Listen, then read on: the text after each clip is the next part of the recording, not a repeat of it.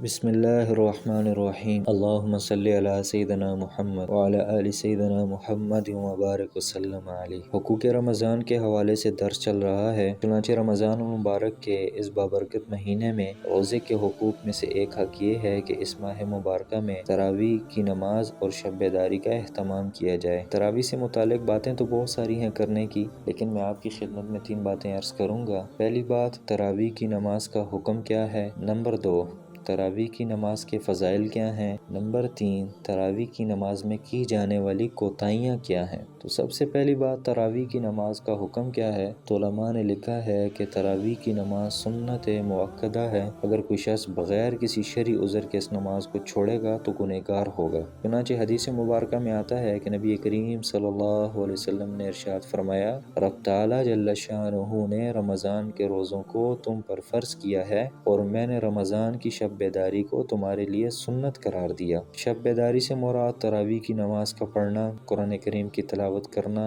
ذکر و اذکار کرنا، دعائیں مانگنا اور نوافل پڑھنا ہے۔ تو آپ نے فرمایا کہ رمضان کے روزوں کو تم پر فرض کیا ہے اور میں نے رمضان کی شب بیداری کو تمہارے لیے سنت قرار دیا ہے۔ اسی طرح آپ نے فرمایا، جو شخص ایمان اور ثواب کے یقین کے ساتھ رمضان کا روزہ رکھے گا اور رات کی شب بیداری کرے، شب سے مراد رات ہے، بیداری سے مراد جاگنا ہے۔ تو شب بیداری کا مطلب یہ نہیں ہے کہ رات کو گلی کوچوں میں انسان مٹر گشتیاں کرتے پھرے، بلکہ شب بیداری سے مراد وہی ہے جو میں نے عرض کر دیا، تراویح کی نماز کا پڑھنا، قرآن کریم کی تلاوت کرنا، ذکر و اذکار کرنا، دعائیں مانگنا اور نوافل پڑھنا ہے۔ تو آپ نے فرمایا کہ جو شخص ایمان اور ثواب کے یقین کے ساتھ رمضان کا روزہ رکھے اور رات کی شب بیداری کرے، وہ اپنے گناہوں سے اس دن کی طرح پاک اور صاف ہو جائے گا جس دن اس کی ماں نے اس کو جنا تھا۔ گناہوں سے پاک ہو جائے گا مطلب صغیرہ گناہ ہیں، کبیرہ گناہ بغیر توبہ کے معاف نہیں ہوتے۔ دوسری بات، تراویح کے نماز کے فضائل کیا ہیں۔ تو نبی کریم صلی اللہ علیہ وسلم کا فرمان ذیشان ہے، آپ فرماتے ہیں کہ جو لوگ ایمان اور یقین کے ساتھ رمضان کی راتوں میں نوافل پڑھیں گے، ان کے سب پچھلے گناہ معاف کر دیے جائیں گے۔ اسی طرح آپ کا فرمان ہے کہ روزہ اور قرآن دونوں بندوں کے حق میں سفارش کریں گے۔ روزہ کہے گا کہ اللہ، میں نے روزے دار کو سارا دن کھانے پینے سے روکے رکھا، لہٰذا آپ میری سفارش روزے دار کے حق میں قبول فرمائیے۔ اسی طرح قرآن کہے گا کہ اللہ، میں نے روزے دار کو رمضان کی راتوں میں جگائے رکھا، یہ مجھے پڑھتا رہا، میری سفارش روزے دار کے حق میں قبول فرمائیے۔ ایک اور حدیث کے اندر آتا ہے کہ قرآن ایسا سفارشی ہے کہ جس کی سفارش قبول کی گئی ہے، اور ایسا جھگڑالو ہے کہ جس کا جھگڑا تسلیم کیا گیا ہے۔ تو روزہ اور قرآن دونوں بندوں کے حق میں سفارش کریں گے۔ تیسری بات جو آپ کی خدمت میں عرض کرنی ہے وہ یہ ہے کہ تراویح کی نماز میں کی جانے والی کوتاہیاں کیا ہیں۔ ان کوتاہیوں میں پہلی کوتاہی تو یہ ہے کہ بہت سارے لوگ جو ہیں وہ تراویح کی نماز کو روزے کے تابع سمجھتے ہیں۔ وہ یہ سمجھتے ہیں کہ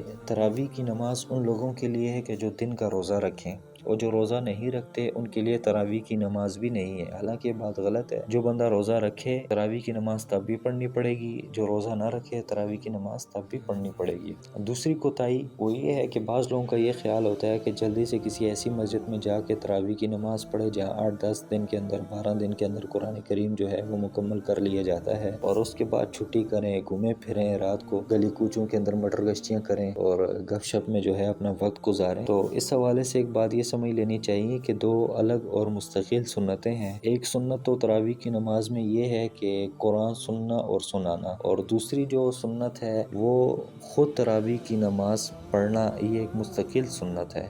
تو جو لوگ 8-10 دن کے اندر قرآن کریم سنا لیتے ہیں اور اس کے بعد جو ہے تراویح کی نماز پڑھنے کے لیے نہیں جاتے، تو وہ تراویح کی نماز میں ایک سنت پر تو انہوں نے عمل کر لیا، اور وہ سنت ہے قرآن کا سننا اور سنانا، لیکن جو دوسری مستقل سنت ہے کہ پورے مہینے میں تراویح کی نماز پڑھنا، تو اس سے وہ محروم رہ گئے۔ تو ان دونوں پہ عمل کرنا چاہیے۔ اگر قرآن کریم جلدی ختم ہو گیا، 25 رمضان کو، 23 رمضان کو، 20 رمضان کو، یا 10 دن کے اندر آپ نے قرآن کریم کو ختم کر لیا، تو باقی کے جو رمضان کے دن ہیں اس میں بھی مسجد میں جا کے تراویح کی نماز پڑھنی چاہیے تاکہ دونوں سنتوں کے اوپر عمل ہو جائے۔ اسی طرح تیسری کوتاہی وہ بعض لوگ یہ کرتے ہیں کہ وہ قرآن نہ سنتے ہیں نہ سناتے ہیں، بلکہ پورا رمضان تراویح کی نماز جو ہے وہ قرآن کریم کی آخری 10 سنتوں کے ذریعے پڑھتے ہیں۔ آخری 10 سنتوں سے وہ تراویح کی نماز پڑھتے ہیں، تو اس میں ایک سنت تو ادا کر رہے ہوتے ہیں لیکن دوسری سنت سے وہ محروم ہوتے ہیں۔ جیسے میں نے پہلے عرض کر دیا کہ 2 مستقل سنتیں ہیں، ہیں، ایک قرآن کریم کا سننا سنانا اور دوسری جو مستقل سنت ہے وہ تراویح کی نماز کا پڑھنا ہے۔ اب یہ پورا مہینہ تراویح کی نماز تو پڑھتے ہیں، ایک سنت ادا ہو رہی ہے، لیکن قرآن نہ سنا ہے نہ سنایا ہے، تو اس سنت سے وہ محروم رہ گئے ہیں۔ تو کوشش کرنی چاہیے دونوں سنتوں پہ عمل کرنے کی۔ چوتھی کوتاہی وہ یہ ہے کہ بعض لوگ دوران تلاوت جو ہے وہ بیٹھے رہتے ہیں، جو ہی امام صاحب رکوع میں جاتے ہیں تو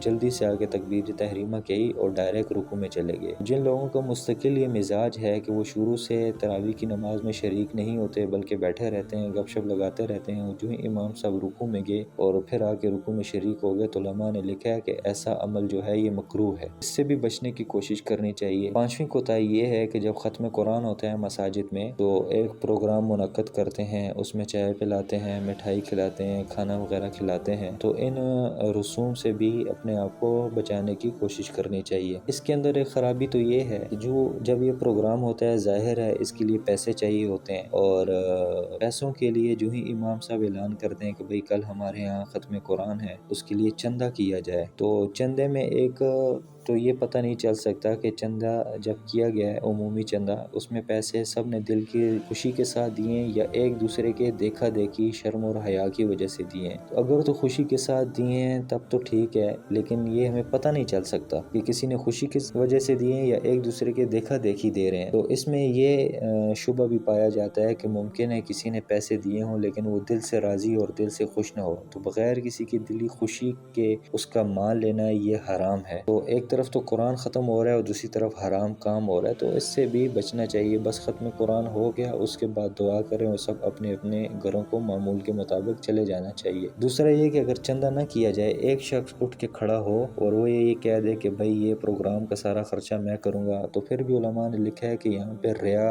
نمود و نمائش کا شبہ پایا جاتا ہے۔ بہرحال مختصر یہ ہے کہ ان رسوم کو ختم کرنا چاہیے، ختم قرآن ہو جائے اس کے بعد دعا کریں، دعا کے بعد جیسے عام دنوں میں تراویح کی نماز ختم ہوتی تھی اور سب اپنے گھروں کو لوٹ جاتے تھے، تو ایسے ہی اپنے اپنے گھروں کو چلے جانا چاہیے اور گھروں میں جا کر جو ہے جس نے سونا ہے وہ سوئے اور جو عبادت کرنا چاہتا ہے وہ بیٹھ کے عبادت کرے۔ اللہ تعالیٰ سے دعا ہے کہ اللہ تعالیٰ عمل کرنے کی توفیق عطا فرمائے۔